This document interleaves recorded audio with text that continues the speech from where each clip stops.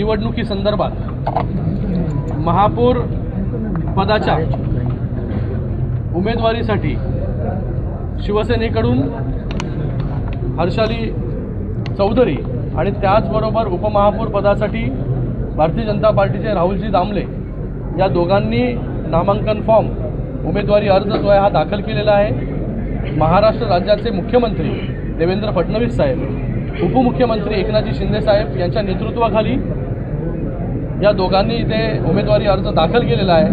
मी खास करून मनसेचं राजू पाटील आणि त्याचबरोबर राज ठाकरे यांचा देखील खूप खूप धन्यवाद व्यक्त करतो की त्यांनी महायुतीला पाठिंबा या ठिकाणी दिला आणि एक मोठी ताकद या कल्याण डोंबिवली महानगरपालिकेमध्ये शिवसेना भारतीय जनता पार्टीची या ठिकाणी होतीच, पण त्यामध्ये आता मनसेची भर देखील पडलेली आहे। मनसेची साथ देखील महायुतीला आहे। एक मोठी ताकद या ठिकाणी उभी राहिलेली आहे। येणाऱ्या 3 तारखेला महापौर पदाच्या उमेदवार किंवा उपमहापौर पदाचे उमेदवार जे आहेत ते बिनविरोध या ठिकाणी निवडून येतील असा पूर्ण विश्वास जो आहे तो या ठिकाणी आहे। या महाराष्ट्र राज्याचे प्रदेशाध्यक्ष रवींद्र चव्हाण साहेब यांचा देखील मी खूप खूप धन्यवाद व्यक्त करतो। एकनाथजी शिंदे साहेबांचा धन्यवाद व्यक्त करतो की आज ह्या कल्याण डोंबिवली महानगरपालिका असेल, उल्हासनगर म्युनिसिपल कॉर्पोरेशन असेल, ठाणे असेल, हे पूर्ण MMRमध्ये सर्वीकडे महायुतीचेच महापौर आणि महायुतीचेच उपमहापौर जे आहे हे या ठिकाणी येणाऱ्या काळामध्ये जे आहे ते बसणार आहे। मुख्यमंत्री एकनाथजी शिंदे साहेब, खासदार श्रीकांतजी शिंदे साहेब, आमदार विश्वनाथ भोईर साहेब, आमदार राजेश मोरे साहेब, आमचे जिल्हा प्रमुख अरविंद मोरे साहेब, आमचे गटनेते राणे साहेब यांनी सगळ्यांनी पक्षाचे जेवढे श्रेष्ठ आहेत नगरसेवकांनी आणि जनतेने जो माझ्यावरती विश्वास ठेवला आहे त्यासाठी मी त्यांचे धन्यवाद करते।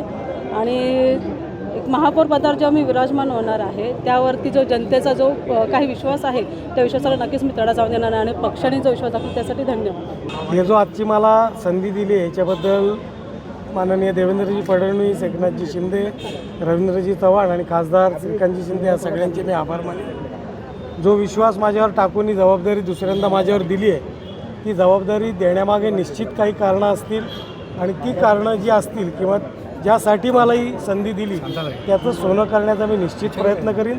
5 वर्ष लोकप्रतिनिधी नसल्यामुळे ज्या काही विकासामधल्या नागरिक आणि प्रशासन याच्यामधल्या ज्या काही उणिवा राहिलेल्या आहेत त्या दूर करण्याचा पहिले आम्ही पुढच्या 2-3 महिन्यामध्ये प्रयत्न करू आणि जो विकासाला थोडीशी गती द्यायची आहे ती पुढच्या 2-3 महिन्यामध्ये निश्चितपणे देऊ। आपला चांगला अनुभव आहे, कोणत्या विकास कामाला कोणते काम महत्त्वाचं राहील? नाही, आता पहिले 3 तारखेला निवडणुका होतील, सगळा आढावा अधिकाऱ्यांसोबत घेतला जाईल आणि तो आढावा घेतल्यानंतरच आपण या विषयावर पुढच्या गोष्टीमध्ये भाष्य करू। महाराष्ट्रातील सर्व बातम्यांचे विश्वासार्ह व्यासपीठ, सकाळच्या सर्व सोशल मीडिया प्लॅटफॉर्मला लाईक, फॉलो आणि सबस्क्राईब करा। तसंच सर्व नोटिफिकेशनसाठी बेल आयकॉन प्रेस करायला विसरू नका।